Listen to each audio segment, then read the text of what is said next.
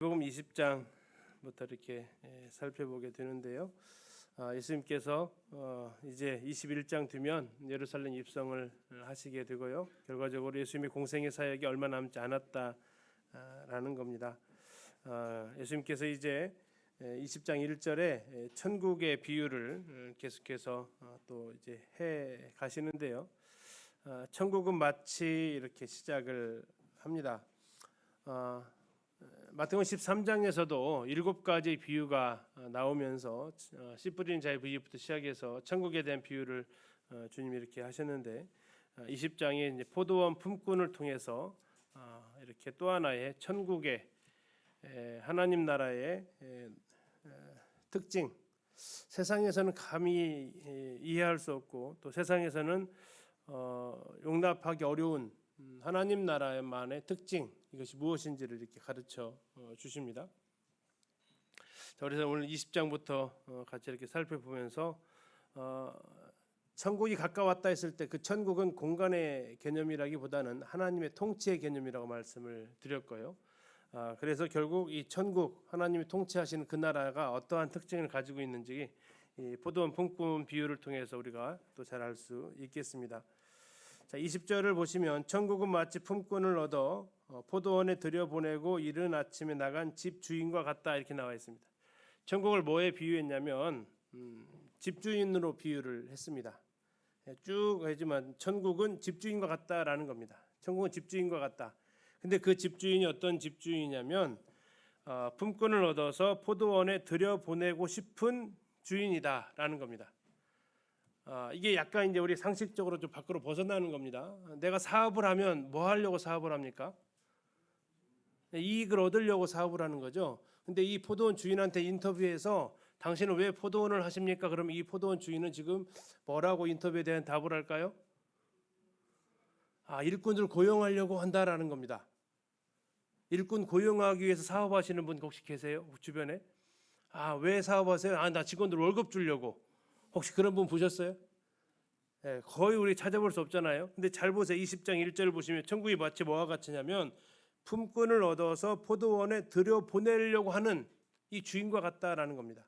근데 굉장히 이 주인이 열심입니다. 언제부터 나갔습니까? 이른 아침부터 이렇게 나갔다라는 겁니다. 얼마나 이 일꾼을 고용해서 품삯을 주고 싶어 하는지 이 주인의 그 마음을 알 수 있죠. 이 세상에 없는 주인 같습니다. 자, 그래서 그가 가서 한 일이 뭐냐면 2절에 나옵니다. 그가 하루에 한 데나리온씩 품꾼들과 약속을 했습니다. 드디어 이제 일꾼을 만난 거고요. 계약을 맺었다라는 겁니다. 하루에 얼마 준다고요? 한 데나리온씩 주겠다고 약속했습니다. 약속은 일방적인가요? 상호 이렇게 동의를 해야 돼요? 상호 동의를 해야 되는 겁니다. 그래서 아침 일찍 나가서 이 품꾼들을 고용을 했습니다. 그래서 약속을 했습니다. 서로 약속을 했어요. 한 데나리온 오케이 하면서 그 사람들도 동의하고 지금 들어간 겁니다. 자, 이 부분을 잘 기억을 하셔야 됩니다. 자, 이것은 지금 약속했다라는 것은 일방적으로 이렇게 주인이 한 것이 아니라 서로 지금 합의를 했다라는 겁니다. 계약서에 사인을 했다라는 거예요. 그리고 이제 포도원에 들여보냅니다. 자, 일찍 나갔다고 했는데 몇 시 정도 나갔을 것 같으세요? 이른 아침에 나갔다 오는 것 같아요. 한국 시간으로 하면 한 6시 정도랑 아침에 좀 일찍 나간 것 같아요. 인력 시장보다 좀 더 빨리 나가죠, 우리나라는. 근데 한 6시 정도가 되지 않았나 싶어요. 자, 3절에 보시면 자, 두 번째 나갔습니다. 몇 시에 나갔습니까? 제3시에 나갑니다. 3시는 우리나라 시간으로 하면 오전 9시예요. 자, 오전 9시면 대부분 이제 일꾼들이 다 일하는 시간이지 일을 이제 들어가려는 시간은 아니죠. 근데 누가 있었습니까? 장터에 놀고 있는 사람들이 있었습니다. 자, 이 주인의 포도원 경영의 목적이 뭐라고요? 품꾼한테 기회를 주어서 들여보내는 게 이 사람이다 지금 얘기해요. 그러니까 놀고 있는 사람 보면 누가 더 못 견뎌 합니까? 주인이 못 견뎌하는 이상한 주인입니다. 지금 이 주인은 주인이 못 견뎌해요. 자, 장터에 놀고 있는 사람들이 있어요. 그래서 그들에게 이르되 너희도 포도원에 들어가라. 자, 누가 누구에게 원래 요청을 해야 됩니까? 품꾼들이 혹시 일할 일 없을까요? 해야 되는데 이 주인이 먼저 나서서 뭐 하라고요? 자, 일할래? 혹시 얘기를 하는 거죠. 자, 이 시각 9시인데 포도원 밭에 가서 일할래라고 지금 얘기를 하는 겁니다. 자, 그러면서 4절 한번 잘 보셔야 돼요. 어떻게 품삯 계약을 하시는가 한번 보세요. 한번 읽어보실까요? 내가 시작. 내가 너희에게 어떻게 준대요? 1데나리온 준대요? 아니었어요. 그렇죠? 어떻게 준대요? 상당하게 주겠대요. 상당하다가 뭐예요? 상당히 많이 준다는 거예요. 그건 아니고 마땅히 내가 그냥 알아서 쳐줄게라고 한 거예요. 상당히 많이 주는 게 아니고 내가 알아서 계산해 줄게라는 거예요. 자, 이것은 자, 처음에 들어갔던 사람에 대한 품삯의 계산은 어떻게 했다고요? 상호 계약을 했습니다. 얼마로? 1데나리온으로 계약을 한 겁니다. 근데 이 3시 오전 9시에 들어간 사람들은요. 계약하지 않았어요. 어떻게 했어요? 주인이 어떻게 한다고요? 야, 내가 알아서 줄 테니까 가서 일할래? 하니까 이 종들의 이 사람들의 일꾼들의 모습은 반응은 뭡니까? 예, 그들이 뭐 했다겠어요? 4절 끝에 보니까 그들이 갔어요. 그럼 갔다는 얘기는 뭐예요? 여기 오늘 일당을 어떻게 했다는 얘기예요? 누구한테 맡긴 거예요? 주인한테 맡긴 거예요. 오늘 일당을 주인한테 다 맡겨버렸어요. 계약하지 않았어요. 뭐 이제 염치가 없었나 모르겠어요. 어차피 하루 종일은 안 될 거고 대략 뭐 한 4분의 3 이러는 것 같아요. 시간 계산해 보니까 뭐 그럼 거기에 맞춰서 주겠죠 하면서 이제 아마 갔습니다. 근데 그게 2번 더 반복됩니다. 5절 보니까 제6시 우리나라 시간으로 낮 12시입니다. 세 번째는요 제9시 우리나라 시간으로 오후 3시입니다. 여기서 끝날 줄 알았어요. 6절 몇 시도 나와 있어요? 11시. 자, 이게 우리나라 시간 오후 5시입니다. 자, 일은 몇 시에 끝나냐면 오후 6시에 끝납니다. 자, 그러면 지금 이른 아침 한번 3시, 6시, 9시, 11시, 11시.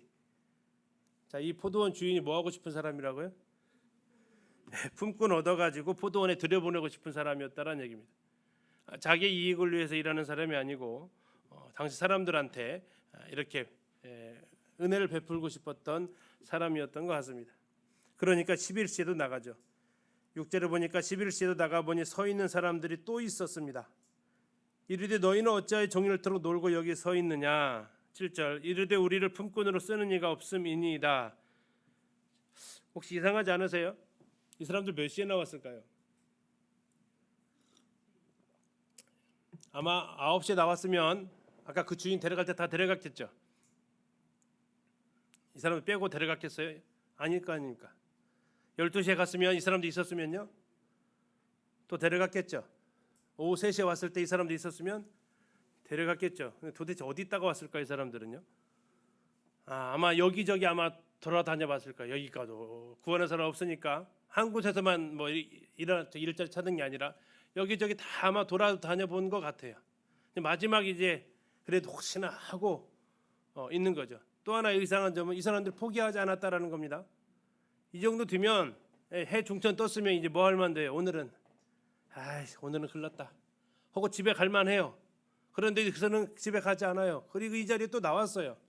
여기저기 기웃기웃해도 아무도 써주는 사람이 없었다는 얘기예요. 그의 말이 진실하겠죠. 뭐라고 얘기했어요? 우리를 품꾼으로 쓰는 이가 없었습니다라고 얘기합니다.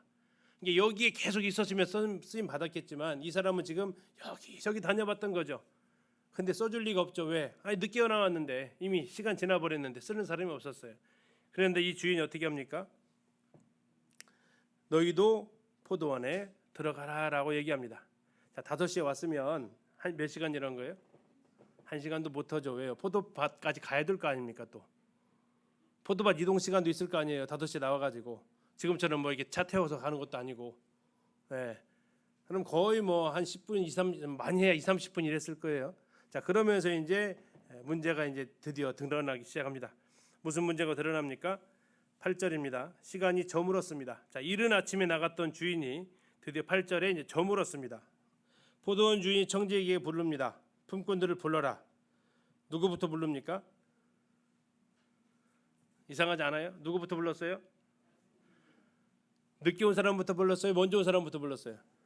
하여간 이상한 주인이죠. 누구부터 불러야 그래도 일할 시간을 좀 주는 거예요? 먼저 온 사람 불러야 나중에 온 사람은 일할 시간을 그래도 줄 텐데 누구부터 불렀다고요? 나중 온 자부터 불러요. 그럼 그 사람은 얼마나 일한 거예요 도대체가? 상상이 안 갈 정도로 일을 조그만 거예요. 나중 온 사람부터 불러서 제일 마지막에 제일 먼저 온 사람, 그러면 제일 먼저 온 사람은 아까 몇 시에 온 사람이에요? 이른 새벽에 온 사람 제일 늦게 부르고 5시에 들어간 사람 제일 먼저 부르고, 이런 상황이 지금 벌어집니다. 그 다음에 이제 뭐 합니까? 품삯을 줍니다. 얼마씩 줘요? 9절입니다. 제 11시에 온 자들이 와서 얼마를 받아요? 한 데나리온 받아요. 자, 그러면 제 9시에 온 사람은요? 한 데나리온 받아요. 자, 한번 이제 이 사람의 심보를 한번 살펴볼까요? 자, 11시에 온 사람이 한 데나리온 받았어요. 그렇죠? 그러면 9시에 온 사람은 무슨 기대를 했을까요? 자, 이 사람들은 품삯 계약했어요, 안 했어요? 안 했어요. 뭐라고 했죠? 상당하게 주리라 했어요. 우와, 1시간 일했는데 한 데나리온 받네. 그럼 머리 빠른 사람은 싹싹 돌아가죠. 뭐라고요? 나는 3시간 일했으면 나는 3데나리온 받겠네 라고 이제 계산이 돌아가는 겁니다. 자, 그런 사람 만약에 6시에 온 사람은요, 나는 6데나리온이다. 이거 상상할 수 없는 돈이죠. 오전 3시에 온 사람은요, 나는 그럼 9데나리온이네. 이른 아침 온 사람은 12데나리온. 머리 계산하는 거죠. 자, 이제 그런데 이 머리의 계산을 아주 그냥 산산조각 내는 일이 벌어집니다. 10절입니다. 먼저 온 자들이 와서 뭐 할 줄 알았다고요? 더 받을 줄 알았다는 얘기예요. 왜요? 이 사람보다는 내가 일 더 했으니까 라는 거죠. 그들도 근데 얼마씩 받습니까? 한 데나리온씩 받았습니다. 자, 누구 불만이 제일로 컸을까요? 이른 아침에 왔던 사람 불만이 제일로 컸을 겁니다. 근데 제일 할 말 없는 사람은 그 사람이거든요. 왜 그 사람이 할 말 없어요? 약속을 어떻게 했어요? 한 데나리온 주기로 했으니까 이 사람은 불만이 없어요. 그러면 나머지 사람 3시, 5시, 3시, 6시, 9시는요? 불만이 있어요, 없어요? 불만이 있을 만하다고요. 왜? 여기 지금 보니까 먼저 온 자들이 더 받을 줄 알았다는 얘기는 이른 새벽에만 온 사람만 불판이 있었던 거 아니라고요. 3시, 6시, 9시 온 사람들도 불평이 있는 거예요. 더 받을 줄 알았다는 얘기죠. 근데 그들하고는, 자, 먼저 온 사람들하고는 분명히 정확하게 한 데나리온 계약했어요. 그 다음에 온 사람들은요,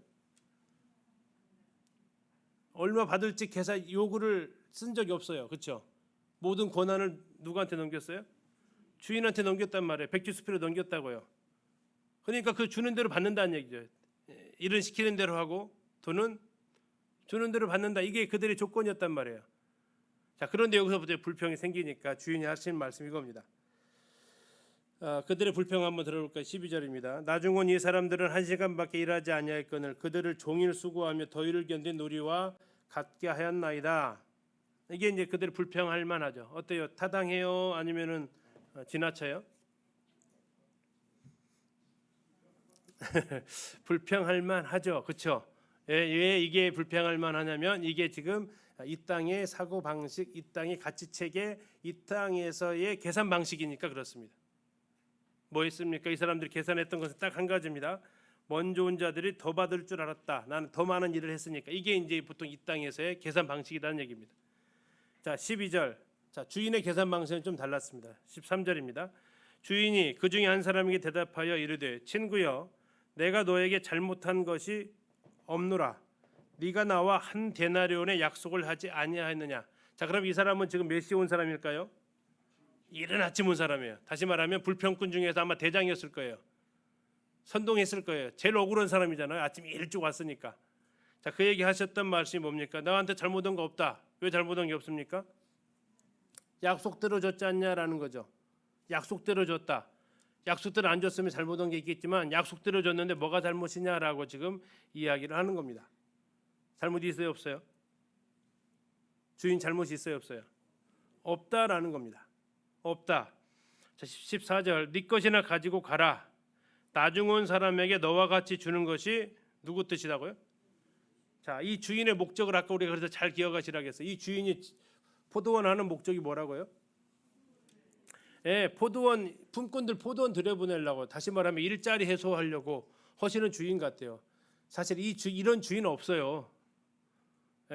회사를 위해서 직원을 뽑는 거지 직원을 위해서 회사를 운영하는 사장님이 없어요. 이미 지금 이 자체가 다르죠. 이게 지금 이제 우리 이것이 뭐냐? 이게 천국이다라는 겁니다. 이것을 지금 우리가 좀 생각을 하시고 보시는 겁니다. 네 것이나 가지고 가라. 나중은 이 사람에게 너와 같이 주는 것이 내 뜻이다. 내 것을 가지고 내 뜻대로 할 것이 아니냐. 자, 내 것을 가지고 내 뜻대로 한다. 주인 마음대로 한다라는 거에 그런 이기적이고 그런 사람이 아니고, 자, 이렇게 해서 결국 누구에게 혜택이 간 겁니까? 주인한테 혜택이 갔을까요? 한번 잘 생각해 보세요. 주인은 지금 어마어마한 제일 손해 본 사람이 누구예요? 주인이죠. 한 데나리온 받기로 한 사람은 손해 본 게 없어요. 약속대로 받았어요. 원래 한 데나리온이 하루 폼싸기니까. 근데 이 주인은 안 줘도 드는 돈을 줬어요. 자, 뭐라고 하면서요? 내 것 가지고 내 뜻대로 할 것이다라고 얘기하면서, 보통 이런 말하는 사람은 어떻게 하는 사람이에요? 흔히 말하는 갑질하는 사람이 이렇게 얘기를 합니다. 갑질하는 사람이 야, 내 거 갖고 내 마음대로는 네가 왜 그래? 이렇게 하는 사람은 다른 사람한테 이익을 주기 위해서 이렇게 말하지 않아요. 자기 이익을 챙기기 위해서 이렇게 말을 하지. 근데 이 집 주인은 지금 달랐다라는 겁니다. 뭐라고 합니까? 내가 선하다라고 얘기합니다. 내가 선하다. 그래서 네가 나를 악하게 보고 있다라는 겁니다. 이게 지금 이제 천국의 가치관인데 16절 보겠습니다. 이와 같이 나중된 자로서 먼저 되고 먼저 된 자로서 나중 되리라라는 겁니다. 자, 주인은 그러면 왜 이렇게 했을까 한번 생각해 보는 거죠. 내 거 가지고 내 마음대로 할 것 아니냐라고 하는 거. 내 거 가지고 내 뜻대로 한다. 그 목적이 뭐냐면 이분은 포도원 경영을 통해서 일꾼들에게 품삯 주고 싶었던 거고, 자, 그러면서 품삯 주고 싶어서 정말 소원인 사람이에요. 그러니까 3시에, 6시에, 9시에, 11시까지 나가요. 이런 사장님 만나면 어떠실 것 같으세요? 좋으실까요? 안 좋으실까요? 약간 곤란하실 것 같은 느낌을 받으세요. 그렇죠? 왜 그러냐면 나는 지금 먼저 온 사람이라고 생각을 하시니까 그래요. 나는 먼저 온 사람이라고 생각을 하면 불편해요, 이 주인이. 그죠? 근데 내가 만약에 11시에 들어온 사람이라면요. 자, 이 집에 들어가서 한번 얘기해 보세요. 이 주인에 대해서 이제 부인한테 얘기했다고 한번 생각해 보세요. 자, 6시에 온 사람은 집에 가서 부인한테 뭐라고 했을까요? 참 고약한 주인 만났어 하면서 얘기를 할 거고요. 11시에 만난 이 사람이 집에 가서 자기 부인은 가족에게 이야기하면요, 야, 오늘 정말 고마운 분 만났어 할 거예요. 야, 나 1시간밖에 안 했는데 한 달러를 받아서 왔어. 그 자식이나 부모들이 에이 거짓말, 그런 사람이 어디 있어 하겠죠. 자, 그러면서 이걸 하나님께서 이 비유를 통해서 말씀해 주시고자 하시는 것이 뭐냐라는 겁니다. 우리는 이 이야기를 들으면 대부분의 분들이 조금 만족스럽지 않게 생각을 해요. 그 이유가 어디에 있다고요? 나는 11시라고 생각을 안 해요. 그렇죠? 나는 몇 시 정도라고 생각해요? 나는 그래도 3시에 왔지. 나는 그래도 땡볕을 보내면서 내가 벌써 신앙생활 한 20-30년 했지 하면서 그래도 난 한 앞에 부분이 있다라는 거죠. 나는 좀 더 받을 줄 알았다라고 생각을 하는 거죠. 우리가 성경 이야기하면서 사울과 다윗 얘기하면 다 내가 누군 줄 알아요? 다 내가 다윗이라고 생각을 한다고요. 내 자신이 사울이라고 생각하는 사람 하나도 없어요. 그러니까 사울이 참 보면 뭐예요? 참 너무한다라고 하는 거죠. 자, 이 순간에도 우리는 생각하기를 나는 11시에 온 사람이다라는 생각을 잘 안 한다라는 거예요.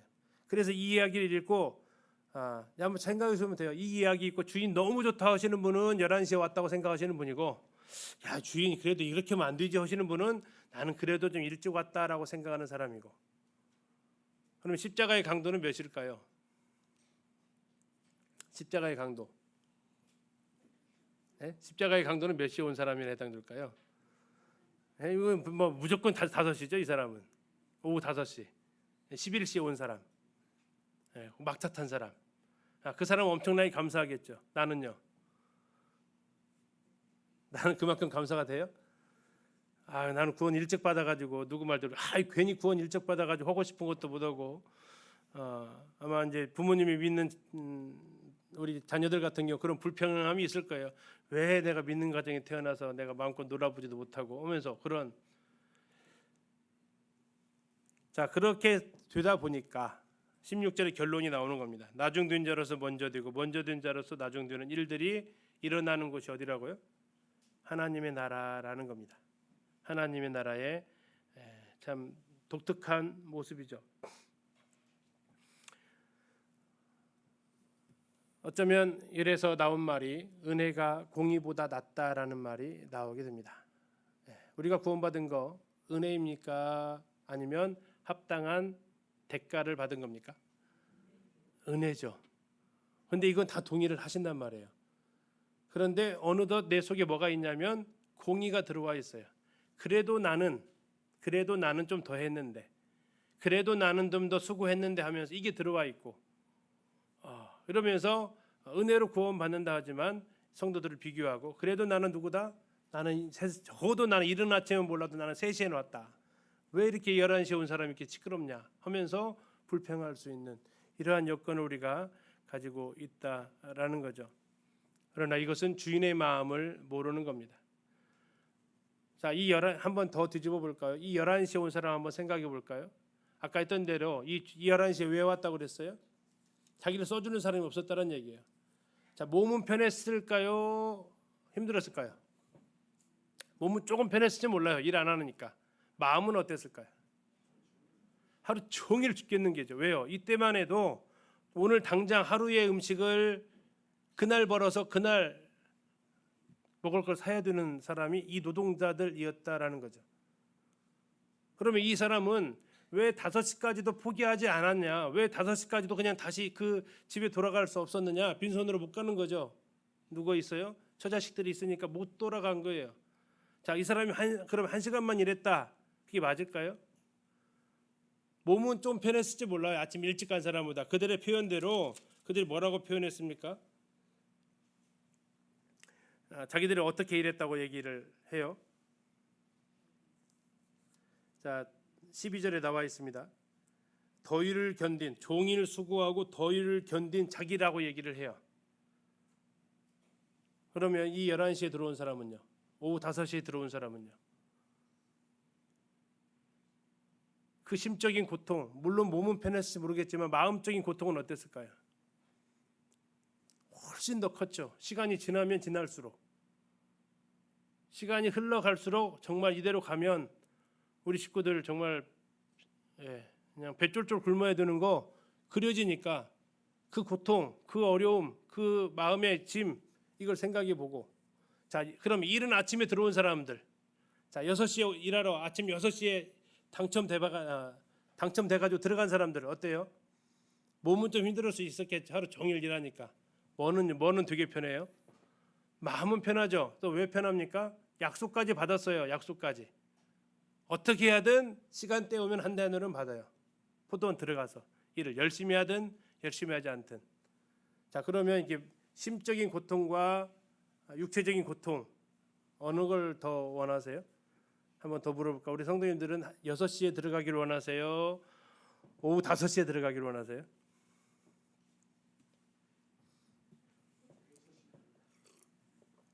마음 편한 게 낫죠. 어쨌든 마음 편한 게 낫긴 해요. 이거 결과론적으로 얘기해서 오후 5시가 일당을 받아서 그렇죠.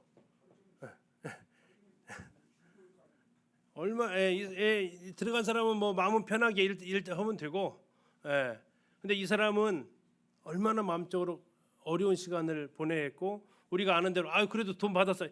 결과론적으로 돈을 받았지만 대부분의 날들은 아마 돈을 받지 못하고 돌아가는 날도 있었겠죠.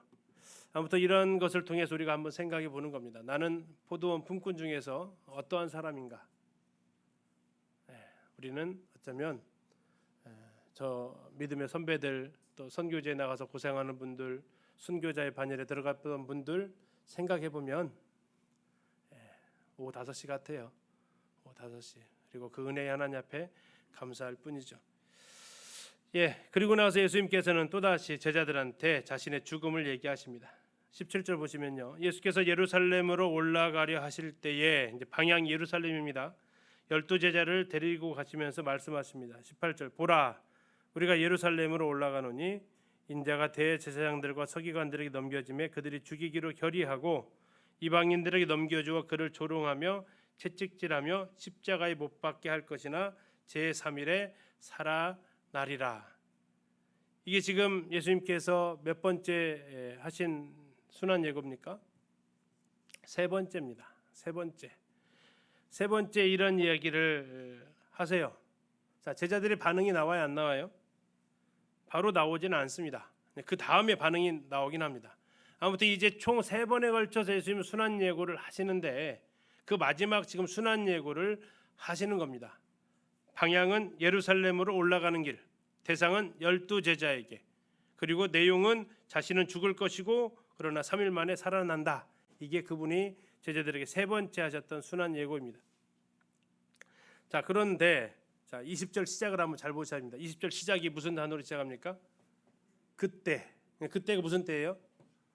순환 예고 하셨을 때입니다. 순환 예고 하셨을 때, 그때에 누가 옵니까? 세베대의 아들의 어머니가 그 아들들을 데리고 와서 예수님께 절하며 구합니다. 자, 무엇을 구했을까요?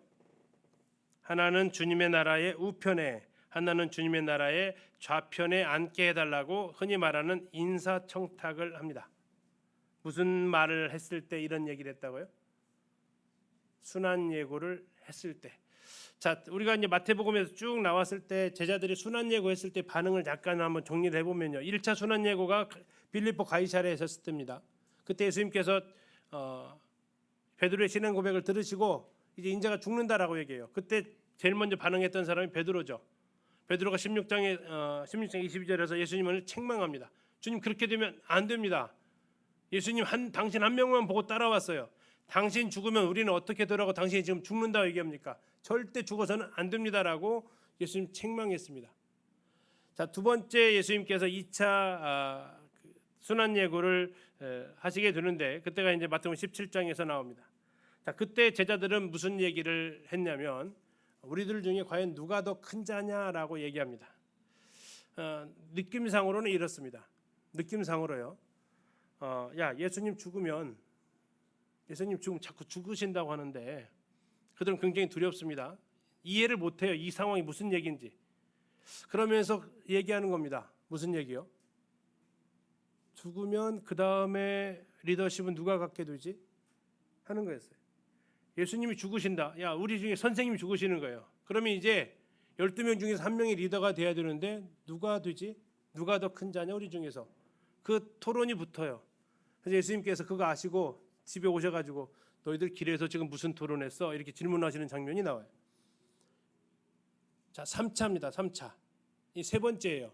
순환 예고 했는데 이미 그때부터 이제 벌써 이제 아마 인맥을 활용하는 두 제자가 있었어요. 그게 누구예요? 야고보와 요한입니다. 그의 어머니가 등장합니다. 그러면서 와서 무슨 얘기를 해요? 두 녀석이니까 한 명을 갖다가 넘버 원으로 세우면 안 되니까 방법은 뭡니까?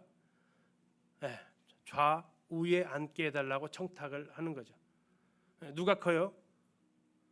좌우에 앉은 사람이 크다라는 거죠. 제자들은 여태까지 이제 이 상황에서 무슨 상황이 벌어진 겁니다? 한 방 맞은 거죠. 설마 엄마를 동원할 줄이야. 설마 치맛바람을 일으킬 줄이야. 하면서 이제 한 대 뒤통수를 좀 맞은 이 격이 된 겁니다. 자, 어쨌든 근다고 뭐 예수님 죽으신다라는 거 생각도 안 하고 예수님 당신의 나라에서 주님의 나라에서 자, 이 주님의 나라는 어느 나라예요? 천국이에요? 아니에요. 이 땅이 예루살렘 이스라엘 나라예요. 그들의 기대는 예수님이 하느님 나라를 얘기하는 게 아니라 이 땅에서 이루어질 이스라엘의 독립국가를 꿈꿨다고요. 그때에 자기의 두 자식을 오른쪽 왼쪽에 앉혀달라라는 거죠. 우리식으로 말하면 좌의정 우의정 앉게 해달라는 거죠.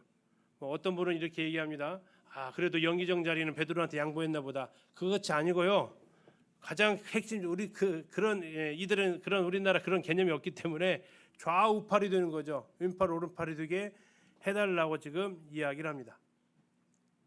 치맛바람을 일으켜서 무슨 말 하거나 있을 때요?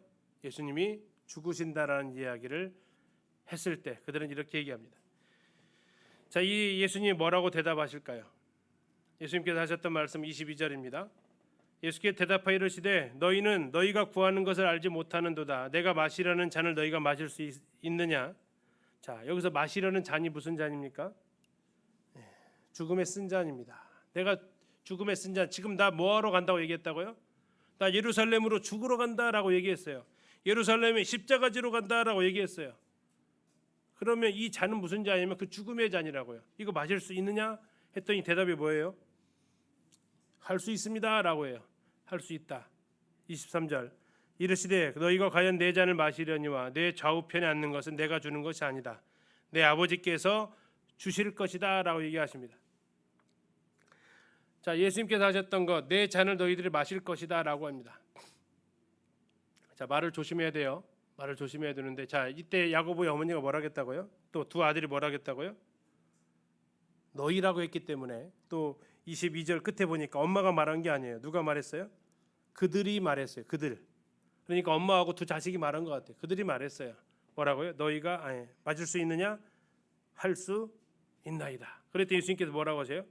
과연 내 잔을 마실 것이다. 자, 한번 잘 생각해 보실까요? 예수님 12제자 중에서 제일 먼저 죽은 제자가 누구예요? 야고보입니다. 야고보. 그죠? 제일 마지막에 죽은 제자는 요한이에요. 그 둘이 누구예요? 지금 여기 나오는 두 아들이에요.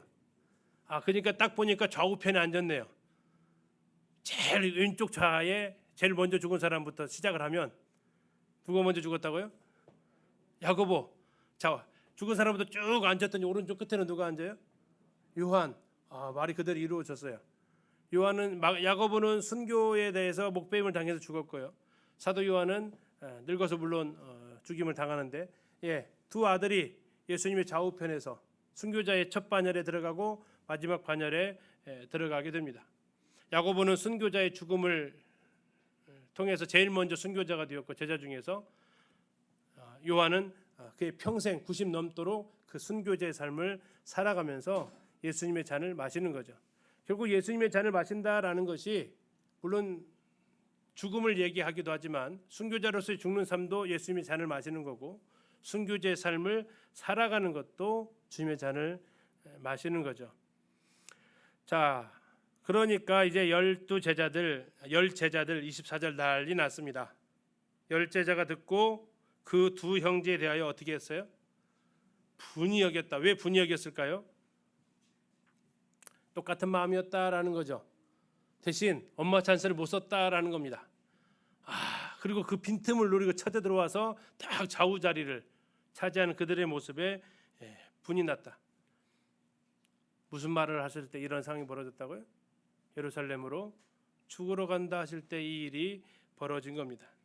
그때 예수님께서 하셨던 말씀이 뭡니까? 28절입니다. 같이 한번 읽어보겠습니다. 시작. 인자가 온 것은 섬김을 받으려 함이 아니라 도리어 섬기려 하고 자기 목숨을 많은 사람의 대속물로 주려 함이니라. 자, 인자는 뭐 하러 왔다고요? 섬기러 왔다라는 겁니다. 근데 그들은 지금 왜 이렇게 높은 자리를 원합니까? 섬김을 받고 싶다라는 겁니다. 나는 섬기러 왔다라고 이야기하십니다. 자, 섬기기 위해서 어떻게 하셨다는 것이에요? 섬기기 위해서 첫째는 인자로 왔다라는 겁니다. 인자. 원래는 그분이 하나님의 아들이셨습니다. 그러나 그분이 사람의 아들로 오셨다라는 겁니다. 그분의 낮아지심이죠. 두 번째는 뭡니까? 섬기기 위해서 어떻게 했다고요? 자기 목숨을 내어놓았다라는 겁니다. 자기 목숨을 대속물로 내어놓았다라는 것이 주님의 그 겸손을 우리에게 보여주고 있습니다. 자, 이 예수님의 이 죽음의 이유를 왜 그들은 이렇게 했을까요? 도대체 그들은 왜 예수님께서 이렇게 돌아가신다는 얘기를 하셨음에도 불구하고 그들은 왜 이렇게 참 어리석게 했을까요? 누가복음 가서 한번 그 이유를 잠시 한번 보고 그 다음 가겠습니다. 누가복음 18장입니다. 누가복음 18장 34절 한번 보시겠습니다.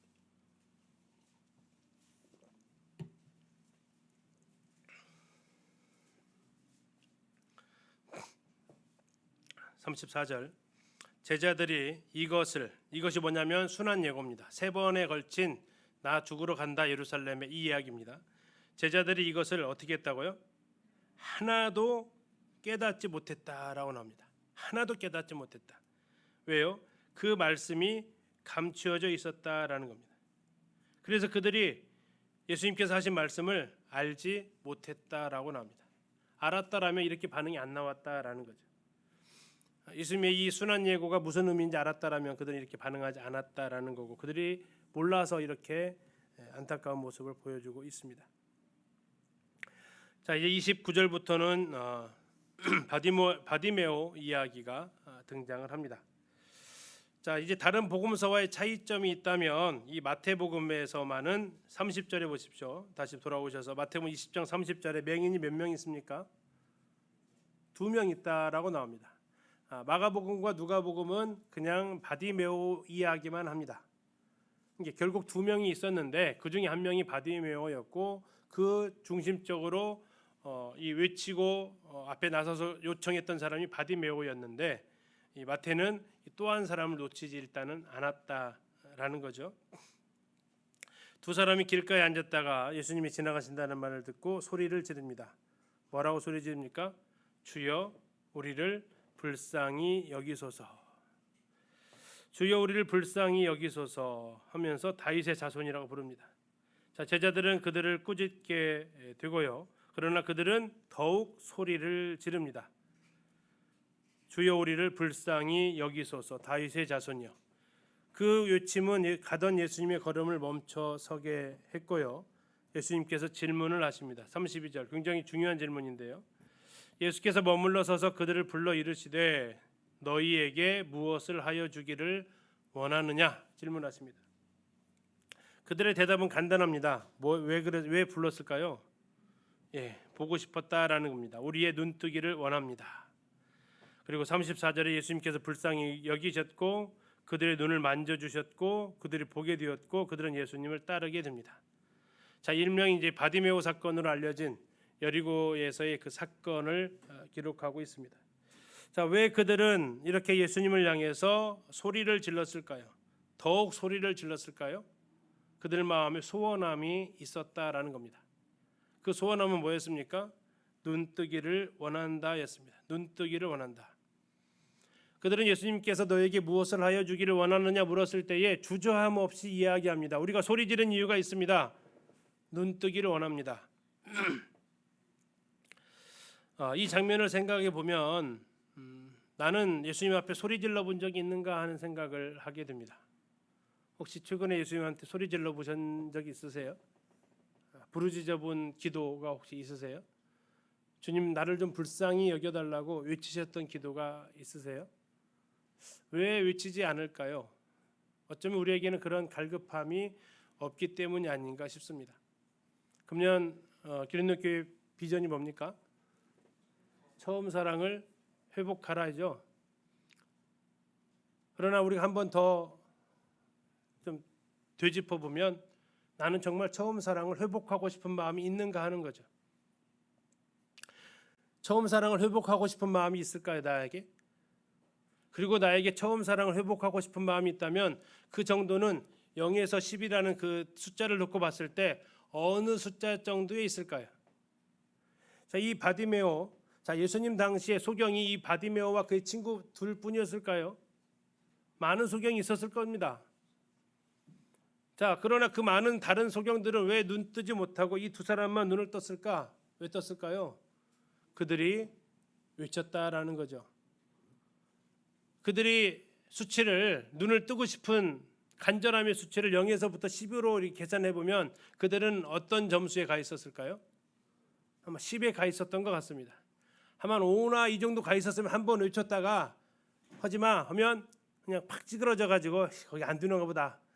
예수님도 사람 차별하네. 안 되나 보다 하고 포기했을지 몰라요. 그러나 거기서 안 끝나요. 어떻게 해요? 더욱 소리를 질렀다고 얘기합니다. 그들이 눈을 뜨고 싶어하는 수치가 5나 6, 7이 아니고 10에 가까웠다는 얘기죠. 10이었다는 얘기예요. 결국 주님의 가던 걸음을 세우게 됩니다. 올해 처음 사랑을 회복하라는 이 주제를 우리가 생각해 보면서 과연 나는 처음 사랑을 회복하고 싶은 그 수치가 0부터 10을 계산했을 때 과연 얼마나 될까 하는 거죠. 얼만큼 내가 회복되고자 하는 그 수치가 나에게 있는가 하는 겁니다. 내 삶의 변화가 일어나야 된다라는 것에 대한 내 갈급함이 과연 어느 정도일까요? 우리의 삶의 변화가 일어나지 않는 이유는 어쩌면 그 갈급함에 대한 소원함이 없기 때문은 아닐까요? 우리 삶 속에서 이런 부르짖음이 없는 것은 내가 그렇게 딱히 절실하게 필요한 것이 없는 또는 못 느끼고 있는 그러한 부분 아닐까 하는 생각을 하게 됩니다. 가던 예수님의 걸음을 멈출 수 있는 부르짖음, 이것이 어쩌면 우리에게 금년의 주제가 주여 처음 사랑을 회복시켜 주세요, 이대로는 못 살겠어요 하는 그런 부르짖음이 되어야 되지 않겠나 생각을 하는 거죠. 그래서 주님께서 도대체 무엇을 그렇게 원하느냐 했을 때 주여 눈뜨기를 원한다라고 분명하게 말했던 것처럼 우리가 그렇게 분명하게 예수님한테 말씀드릴 요청사항이 무엇인가 하는 겁니다. 왜 예수님은 나한테 이런 질문을 한 번도 안 하실까요? 혹시 들어보신 분 계세요? 오늘 내가 너에게 무엇 해주기를 원하느냐? 아마도 우리가 외쳐본 적이 없기 때문에 그럴지도 모릅니다. 정말 간절함이 있었는가 하는 이 부분 앞에서 우리가 생각해 볼 필요가 있죠. 어느 정도로 해야 돼요? 불쌍히 여김 받을도록. 불쌍히 여긴다라는 게 무슨 의미입니까? 안 도와주면 안 되겠네 라는 거죠. 안 도와주면 안 되겠네, 정말 간절하네 라는 이 마음이 들게 하는 부분입니다. 그래서 우리가 이 질문 앞에서 우리가 대답할 소원이 우리에게 있기를 또 생각하게 되고요. 또 하나는 이 본문은 성경 비평가들에 의해서 많은 비평을 받았던 본문 중에 하나입니다. 왜 비평을 받았냐면요, 첫 번째는 2명이냐 1명이냐 그 싸움이 있었고요. 두 번째는 29절입니다. 한번 잘 한번 보십시오. 29절, 그들이 여리고에서 뭐 할 때요? 떠나갈 때에 이렇게 되어 있습니다. 그렇죠? 자, 여기다 손을 넣으시고 아까 누가복음 읽으셨던 거 기억나시죠? 누가복음 18장 이번엔 34절이 아니고 35절입니다. 왜냐하면 같은 사건이 있기 때문에 이어지는 겁니다. 누가복음 18장 35절 찾으셨어요? 한번 읽어보실까요? 시작.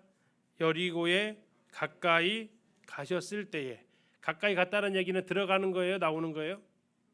들어가려고 하는 거죠. 자, 지금 20장 우리가 방금 봤던 20장 29절은요. 여리고에서 나가려고 하는 거죠. 자, 그러면서 이제 비평자들이 얘기하는 겁니다. 봐라, 성경이 얼마나 모순적인가. 자, 마태복음 봐라, 여리고 이미 나간다. 지금 예수님 나가면서 만났다고 했고, 누가복음 보면은요, 자, 예수님 지금 들어가려고 한다. 뭐가 맞냐? 뭐가 맞아요? 나가시려다 바디메오 만났을까요? 들어가려다 만났을까요? 이걸 가리켜서 이제 뭐 딜레마에 빠졌다라고 하는 거죠. 들어가려고 했다 그러면 마태복음이 틀린 거고, 나가다가 만났으면 누가복음이 틀린 거고. 자, 과연 뭐가 맞을까요? 두 개가 다 맞다라는 겁니다. 어떻게 그게 두 개 다 맞을까요? 예, 이것 때문에 맞다라는 겁니다. 이게 지금 여리고 지도입니다. 이게 지금 고대 여리고입니다. 고대 여리고라고 하면 여호수아 시대부터 있었던 그 여리고성이 있었죠. 그 여리고를 지금 가리키는 겁니다. 고대의 여리고예요. 이 여리고가 구약 시대부터 사람이 살았거든요. 그 다음에 이쪽이 행정복합도시 여리고입니다. 헤롯이 여기다가 겨울궁전을 짓습니다. 쉽게 말하면 신여리고죠. 그러니까 이 전체가 다 여리고 땅이거든요. 유대 광야 내려가면 펼쳐지는 요단강 근처에 있었던 도시가 이 고대 여리고라는 도시인데, 그래서 마태복음에서 뭐라고 했냐면 그들이 여리고에서 뭐 할 때요? 떠나갈 때라는 겁니다. 그러니까 어디예요? 여기에서 일로 오는 거예요. 이렇게 구 여리고에서 이렇게 오는 거라고요. 그러면 떠나간 거 맞죠?